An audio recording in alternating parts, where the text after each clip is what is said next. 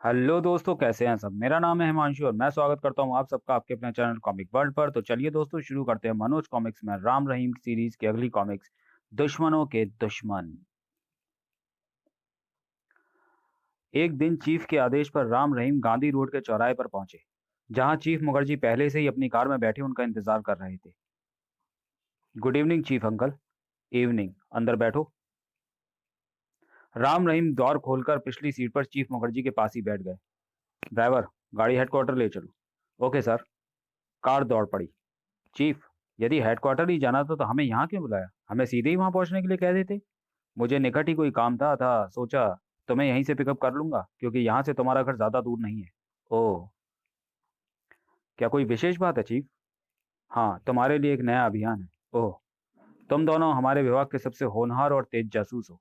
अपनी जान की परवाह न कर तुम दोनों अब तक सैकड़ों बदमाशों, अपराधियों और खूनियों को जेल की सलाखों के पीछे पहुंचा चुके हो। लेकिन ये केस अपने देश के भीतर का नहीं बल्कि बाहर का है। केस चाहे देश का हो या विदेश का, हम हर समय अपने कर्तव्य का पालन करने के लिए तैयार हैं चीफ। आप आगे कहें। मेरे बच्चों, यह अभियान उतना सरल और छोटा नहीं जितना कि तुम लोग समझ रहे हो। इसमें जान जाने का खतरा 99% और बचने का चांस केवल 1%। हम 1% को 99% बना देंगे चीफ। आप हमारे प्राणों की चिंता ना करें। रहीम ठीक करा है चीफ। आप आगे कहिए। मुझे तुम पर नाज है बच्चों, इसलिए तो ना चाहते हुए भी मैंने तुम्हें इस अभियान के लिए चुना है। सुनो, हमारे देश के एक बहुत बड़े वैज्ञानिक कुछ माह पहले अपने कुछ सहयोगियों के साथ जापान में होने वाली एक वैज्ञानिक गोष्ठी में भाग लेने गए थे। लेकिन एक माह पहले रहस्यमय तरीके से न जाने कहाँ गायब हो गए। कार सीक्रेट सर्विस के हेडक्वार्टर के अहाते में प्रविष्ट हुई। जब उनके सहयोगियों से हमें इस बात का पता चला तो हमारे देश के जासूसों ने तुरंत छानबीन करनी आरंभ कर दी। काफी छानबीन और दौड़ धूप के पश्चात वे ये मालूम करने में सफल हुए कि उनका अपहरण कर उन्हें काले टापू में ले जाया गया है और वे वहां कैद हैं। काला टापू? कहीं आप उसी काने काले टापू का तो जिक्र नहीं कर रहे जो भगौड़े अपराधियों का शरण स्थल अथवा देश है, और जिसका शासक एक चीनी भगौड़ा मुजरिम फोमांचू है? तुम बिल्कुल ठीक समझे राम। वह टापू उसी चीनी मुजरिम फोमांचू के द्वारा ही बसाया गया है, और वहां के रहने वाले व्यक्ति सभी अपराधी हैं। एक बार वहां जाने वाला शख्स जाने वाला वापस नहीं लौटता, और ना ही कोई देश फोमांचू के अंदरूनी मामले में दखल दे सकता है। लिफ्ट ऊपरी मंजिल की ओर चल पड़ी। उसकी अपनी सेना और अपना कानून है। उसने बहुत से देशों के ऊंचे-ऊंचे वैज्ञानिकों को प्रलोभन देकर अपनी ओर मिला लिया है, और अपने टापू को हर प्रकार के वैज्ञानिक उपकरणों से सुसज्जित करने में लगा हुआ है। ये हम भी सुन चुके हैं चीफ। लिफ्ट चौथी मंजिल पर जाकर रुकी और तीनों बाहर निकले। अब वर्तमान स्थिति यह है कि उसने विज्ञान में बहुत उन्नति कर ली है, और यह उन्नति भयानक अस्त्र शस्त्र बनाने की दिशा में की है। इससे वह विश्व के लिए बहुत बड़ा खतरा बन गया है। विश्व को डर है कि वह किसी भी समय उन घातक हथियारों का प्रयोग अपनी शक्ति प्रदर्शन के लिए उन पर कर सकता है और विनाश मचा सकता है। क्या विश्व ने उसे इस दिशा में रोकने की कोई कार्रवाई नहीं की थी? हर देश से काफी चेष्टा की गई, लेकिन आज तक किसी को सफलता नहीं मिली, क्योंकि फोमांचू ने अपने टापू की सुरक्षा का काफी जबरदस्त प्रबंध किया हुआ है, और बगैर उसकी इच्छा के कोई भीतर प्रविष्ट नहीं हो सकता। ओह, हमारे देश के वैज्ञानिक का अपहरण करने का उद्देश्य? इसके अलावा इसके अलावा और क्या सोचा जा सकता है कि वह उनसे भी कोई इजाद करवाना चाहता है? वैसे इन दिनों वे किसी तरंगों के प्रयोग में लगे हुए थे, ऐसी तरंगों के प्रयोग में जो बादल की तरह फैलकर किसी भी बाह्य वस्तु को अपने से पार ना होने दें। इन तरंगों का महत्व तुम अच्छी तरह समझ सकते हो। ओह, तब तो फोमांचो अपने लाभ के लिए इसका बहुत जबरदस्त प्रयोग कर सकता है। लेकिन क्या यह संभव है कि वे उसके लिए काम करने के लिए तैयार हो जाएं? फिलहाल इस संबंध में कुछ नहीं कहा जा सकता। वैसे तो हमें विश्वास है कि वे फोमांचू के लिए काम नहीं करेंगे, लेकिन इस बात से भी इनकार नहीं किया जा सकता कि फोमांचू यातनाएं देकर उन्हें अपने कदमों पर झुकने को मजबूर कर दे। इसलिए आप चाहते हैं कि फोमांचू के अपने उद्देश्य में कामयाब होने से पूर्व ही हम उन्हें उसकी कैद से छुड़ा लाएं। बिल्कुल ठीक समझे। यही नहीं बल्कि जितना फोमांचू को नुकसान पहुंचा सको पहुंचाना है। लेकिन चीफ, आपने अभी तक उस वैज्ञानिक का नाम आदि तो बताया ही नहीं जिसकी तलाश में हमें जाना है। ओह, एक मिनट ठहरो। चीफ ने दराज खोलकर उसमें से एक लिफाफा निकाला, फिर उसमें से एक फोटो निकालकर राम रहीम की ओर बढ़ा दी। अच्छी तरह पहचान लो, यही है वो वैज्ञानिक जिसकी खोज में तुम्हें जाना है। फोटो देखते ही राम रहीम बुरी तरह चौंक पड़े। प्रोफेसर घोष? ठीक पहचाना, ये प्रोफेसर घोष ही हैं। हम तैयार हैं चीफ। हम आपको विश्वास दिलाते हैं कि या तो मर जाएंगे या फिर प्रोफेसर घोष को फोमांचू के टापू से छुड़ाकर ही लाएंगे। साथ ही फोमांचू की भी ऐसी तैसी करेंगे। आप आदेश करें, हमें कब जाना होगा? शाबाश, मुझे तुमसे यही उम्मीद थी। मैंने तुम दोनों के जाने का सारा प्रबंध कर दिया है। कल रात एक सैनिक विमान तुम्हें काले टापू के निकट छोड़ देगा। टापू के भीतर पहुंचना तुम्हारा काम है। आप चिंता न करें, भीतर पहुंचने का हम कोई ना कोई रास्ता निकाल ही लेंगे। ठीक है, कल रात ठीक 10 बजे तुम गोलकुंडा के सैनिक हवाई अड्डे पर पहुंच जाना। मैं तुम्हें वहीं मिलूंगा। अब जाकर सफर की तैयारी करो। Okay chief, good night. फिर चीफ से विदा ले दोनों घर लौट पड़े। अगले दिन, आखिर कुछ बताओगे भी कि ये तैयारी कहाँ के लिए हो रही है? कहा ना मम्मी, एक दोस्त की बहन की शादी में सोनपुर जा रहे हैं। राम ने जानबूझकर झूठ बोला था, केवल इसलिए कि वे उन्हें यह असलियत नहीं बताना चाहते थे कि वे बाल सीक्रेट सर्विस के एजेंट हैं और देश से बाहर एक भयानक अभियान पर जा रहे हैं। कब तक लौटोगे? 1 सप्ताह तक लौट आएंगे आंटी, आप चिंता ना करें। तभी कर्नल राघव राम के पिता भी वहां आ पहुंचे। आप इन्हें रोकते क्यों नहीं? ये दिन प्रतिदिन अपनी मनमानी बढ़ाते ही जा रहे हैं। तुम बेकार ही परेशान हो रही हो राधा, जाने दो। ये सब दूध पीते बच्चे नहीं रहे जो कोई इन्हें उठाकर ले जाएगा। आर्मी में होने के कारण कर्नल राघव एक मजबूत दिल इंसान थे। फिर राम और रहीम को मैंने इतनी जबरदस्त ट्रेनिंग दी है कि ये ताकतवर से ताकतवर दुश्मन का मुकाबला कर सकते हैं। इन्हें तैयारी करने दो, आओ मेरे साथ। और ठीक 10 बजने से कुछ मिनट पहले वे गोलकुंडा के सैनिक हवाई अड्डे के बाहर एक टैक्सी से उतरे। जल्दी आओ रहीम, 10 बजने में केवल 3 मिनट ही शेष है। चिंता मत करो, दौड़ लगाने में मैं बहुत तेज हूँ। भीतर हवाई पट्टी पर विमान के निकट ही खड़े चीफ मुखर्जी उन्हीं का इंतजार कर रहे थे। जाने क्यों पहली बार उनकी आंखों में आंसू दिखाई दिए। विमान उड़ान भरने के लिए तैयार है मेरे बच्चों। जाओ, मेरा आशीर्वाद तुम्हारे साथ है। ईश्वर तुम्हारी रक्षा करे। और हाँ, तुम्हारा विशेष सामान 2 किट बैगों में तुम्हें अंदर ही मिल जाएगा। तब फिर इस सामान को संभालिए चीफ। इसे हम सिर्फ दिखावे के लिए अपने साथ लेते आए थे ताकि मम्मी डैडी को कोई संदेह ना होने पाए। चीफ से विदा ले राम रहीम विमान में जा बैठे और विमान उन्हें लेकर काले टापू की ओर उड़ चला। लगभग 3 घंटे की उड़ान के पश्चात, तैयार हो जाओ हिंद के बेटों, काला टापू आ गया है। तुम्हें हवाई छतरी द्वारा नीचे कूदना है। राम रहीम बराबर की खिड़की से झांके। उन्हें अंधेरे में डूबा शहर नुमा एक टापू दिखाई दिया। वह सामने दिखाई देने वाला शहर ही काला टापू है। क्या आप हमें नजदीक से टापू का निरीक्षण नहीं करा सकते? मुश्किल है, फिर भी कोशिश करके देखता हूँ। वैसे मुझे विश्वास है कि टापू के ऊपर पहुंचते ही विमान पर आक्रमण होगा। अपनी उड़ान कौशल दिखाते हुए चालक ने विमान को तेज रफ्तार से उड़ाते हुए टापू पर गोता खिलाया। यह तो बिल्कुल किसी बड़े शहर के समान है।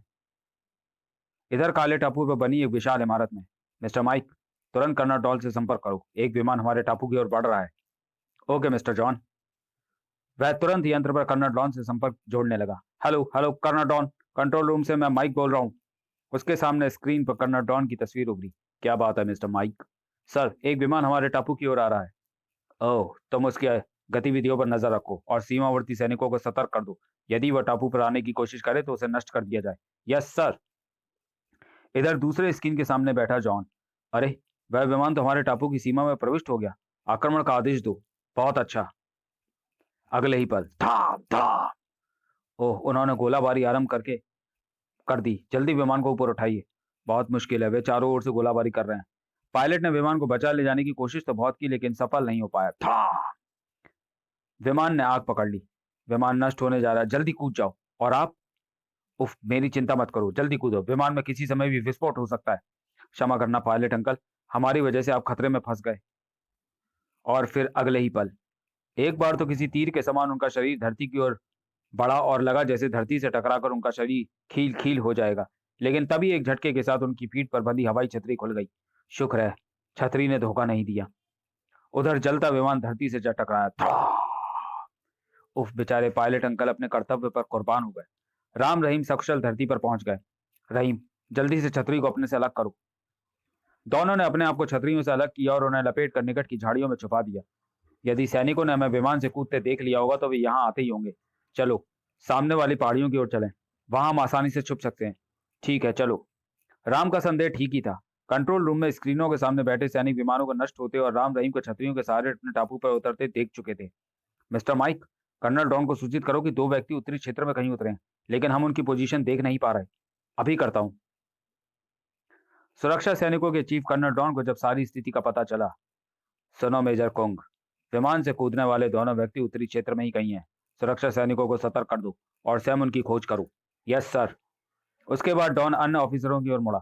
और आप लोग टापू से बाहर जाने वाले तमाम रास्तों की नाकेबंदी कर दीजिए। वे दोनों मुझे जिंदा चाहिए। Yes sir. उसके बाद सभी ऑफिसर कमरे से बाहर निकल गए। कर्नल डॉन काले टापू के शासक फोमांचू का विश्वसनीय साथी था। वैसे वह जर्मनी का एक खतरनाक मुजरिम था। 3 साल पहले जान बचाने के लिए उसने फोमांचू की शरण ली थी। इतना तो मालूम हो गया कि आने वाला विमान भारतीय था और उससे कूदने वाले व्यक्ति 2 थे। लेकिन उनके आने का उद्देश्य मालूम करना पड़ेगा। परंतु चलकर पहले महामहिम को सारी स्थिति से अवगत कराऊं। फोमांचू को पूरी रिपोर्ट देने के लिए डॉन उसके किले पर पहुंचा। फोमांचू के किले में पूरा एक शहर बसा हुआ था, जिसमें उसके विश्वसनीय आदमियों का आवास था। दुकानें व जरूरत की हर चीज वहां उपलब्ध थी। किले के बीचों बीच फोमांचू का आलीशान महल था। महल के भीतर, महामहिम, कर्नल डॉन आपसे मिलना चाहते हैं। भेज दो। और कुछ देर पश्चात, महामहिम की जय हो। कैसे आना हुआ कर्नल, सब खैरियत तो है ना? कर्नल डॉन ने फोमांचू को सारी स्थिति से अवगत कराया। ओह, यदि वह विमान भारतीय था तो अवश्य वहां के जासूस प्रोफेसर घोष के लिए यहाँ आए होंगे। प्रोफेसर घोष? मैं कुछ समझा नहीं मामाई। प्रोफेसर घोष भारत के एक बहुत बड़े वैज्ञानिक हैं जो इस समय हमारी कैद में हैं। उनकी सेवाओं की हमें सख्त जरूरत है, लेकिन अभी वे हमारे लिए काम करने के लिए तैयार नहीं हुए हैं। परंतु हमारे आदमी उन्हें तैयार करने के लिए हर संभव प्रयास कर रहे हैं और मुझे विश्वास है कि वे अपने प्रयत्न में जल्दी ही सफल हो जाएंगे। ओह, सुनो कर्नल, जब तक प्रोफेसर को हम तोड़ नहीं देते, उन दोनों भारतीय जासूसों को संभालने की जिम्मेदारी तुम्हारी है। उन्हें जल्द से जल्द या तो पकड़ा जाए अथवा समाप्त कर दिया जाए। आप निश्चिंत रहे मामई, ऐसा ही होगा। लेकिन अभी तक उन्हें यह नहीं मालूम हो पाया था कि काले टापू पर उतरने वाले जासूस दो लड़के हैं या आदमी। डॉन के जाने के पश्चात समझ में नहीं आता कि भारत सरकार को इतनी जल्दी ये कैसे मालूम हो गया कि प्रोफेसर घोष हमारे कब्जे में है। अब जल्दी ही प्रोफेसर को काबू में लाना होगा, वरना मुश्किल पैदा हो जाएगी। फिर चिंतित फोमांचू सिंहासन से उठकर एक तरफ चल दिया। शीघ्र ही वह एक ऐसे कमरे में पहुंचा जहां एक विशाल लोहे की मेज रखी हुई थी। मेज पर असंख्य स्विच और मीटर लगे थे। उसी मेज के ऊपर उसने उससे जुड़ा एक लंबा चौड़ा स्क्रीन भी था। वह यह उसकी निजी कंट्रोल रूम था, जहां से वह किले और महल के भीतर का प्रत्येक स्थान देख सकता था। पता नहीं ये भारतीय प्रोफेसर किस मिट्टी का बना है जो टूटने का नाम ही नहीं ले रहा। उसने मेज पर लगे असंख्य बटनों में से एक बटन दबाया। तुरंत मेज के साथ जुड़ा स्क्रीन प्रकाशमान हो उठा और उसमें एक दृश्य उभर आया। वह दृश्य था राजमहल के ही अंडरग्राउंड यातना गृह का। आई! अब भी मान जाओ प्रोफेसर, वरना पागल कर दिया जाओगे। और कई दिनों की अमानवीय यातनाओं से जूझते आखिरकार प्रोफेसर घोष टूट ही गए। ठहरो, मैं तैयार हूँ। शाबाश, स्विच ऑफ करो। और स्क्रीन पर देखता फोमांचू प्रोफेसर घोष को टूटते देख प्रसन्नता से उछल पड़ा। दूसरे ही क्षण सामने रखा माइक्रोफोन उठाकर वह बोलने लगा। शाबाश कैप्टन स्कॉट, मैं तुम्हारे काम से बहुत प्रसन्न हूँ। अब दुनिया भर का सुख प्रोफेसर के कदमों में डाल दो, और इन्हें अपने प्रयोग के लिए जिस वस्तु अथवा स्थान की जरूरत हो वह इन्हें उपलब्ध कराना भी तुम्हारा काम है। मैं चाहता हूँ कि एक दो दिन में ही प्रोफेसर अपना कार्य आरंभ कर दे। ऐसा ही होगा महामहिम। दुनिया के अधिकांश उच्च वैज्ञानिक मेरे अधीन हो चुके हैं, और अब प्रोफेसर घोष का आविष्कार दुनिया के लिए एक और भयानक सरदर्द बन जाएगा।